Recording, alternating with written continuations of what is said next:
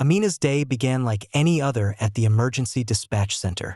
Her workstation, cluttered with notes and a mug that read "Good luck finding better," was her command post. 10 to 8 in service, she muttered, settling into her chair and logging into the system. The screen lit up with a map of the city, dots representing various emergency units at her disposal. The radio crackled to life. 10 to 57, firearm discharged at Central Park. Responding units, proceed to the scene. Copy that, Amina replied, swiftly coordinating the closest patrol cars. Units 10 to 97, proceed to Central Park, 10 to 20 Central Park. A moment later, another call came through. 10 to 46, sick person at 5th and Main. Ambulance needed. 10 to 4, dispatching ambulance now. Unit 11 to 41, proceed to 5th and Main. Her fingers flew across the keyboard, updating statuses and relaying information. 10 to 43, call a doctor. 10-45B, condition of the patient is serious. Just as Amina was catching her breath, a new call came in. The voice on the line was frantic, almost incoherent. 10 to 33, alarm sounding. My husband. He collapsed. I don't know what to do. Amina's demeanor shifted to calm professionalism. 10 to 33, stay calm. I need you to listen carefully. Where are you right now? At home, 122 Oak Street. He's not breathing. Please help. 10 to 4, emergency services are on their way. I need you to check if he's breathing. Can you do that for me? There was a moment of silence, then a shaky response. I think he's not breathing. What should I do? Okay, listen carefully. Place your hand on his chest and push hard and fast. 2 inches deep at a rate of 100 to 120 compressions per minute. Do you understand? Yes, I'm doing it. 10-45C, condition of the patient is critical. Ambulance Unit 11 to 41 is en route to 122 Oak Street. They'll be there as fast as possible.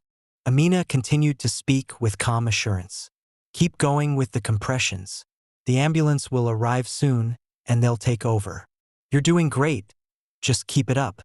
The caller's breathing began to steady, and Amina could hear the sound of sirens approaching in the background. 10 to 97, arrived at the scene. 10 to 98, available for assignment. Amina watched the screen as the ambulance unit arrived and took over the scene. She took a deep breath and looked up at David. David approached with a warm smile, carrying 2 cups of coffee. You make this look effortless, Amina, he said, handing her the one with a generous layer of milk foam. I thought you might need a little extra comfort today. Amina gave a modest shrug.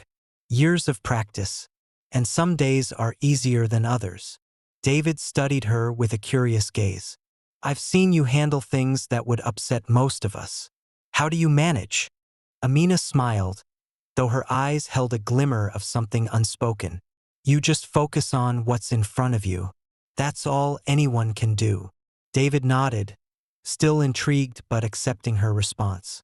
Well, I guess you're a pro at this for a reason. Amina's smile faded as she returned to her screen, her thoughts lingering on unshared burdens. As the calls slowed down and the sun began to set, Amina took a moment to reflect. Her eyes wandered to a small, framed photo on her desk of a purple planet. She looked at it with a hint of sadness. She was reminded of her past, a duty she had once failed. It was her mission to stop the bright lights, the abductions. She hadn't believed it could be true until it was too late. She had carried the guilt ever since.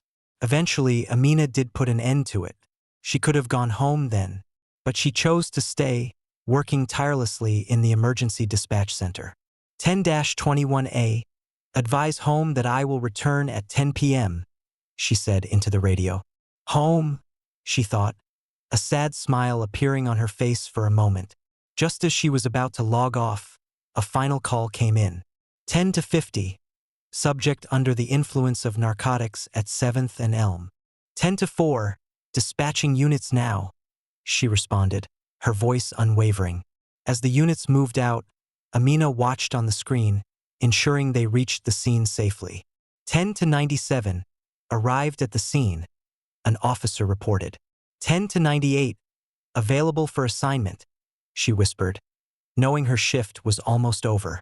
An officer came in, nearly crying. He lived. Thank you. It was the woman she had talked to earlier on the phone. She had just done her job. This time, Amina leaned back in her chair. The room was quiet again, save for the occasional crackle of the radio. She glanced at her mug and smiled. In the quiet of the night, she looked up at the sky, her eyes reflecting the light of distant stars. 10-7A out of service at home, she murmured, knowing that her real home was much further away.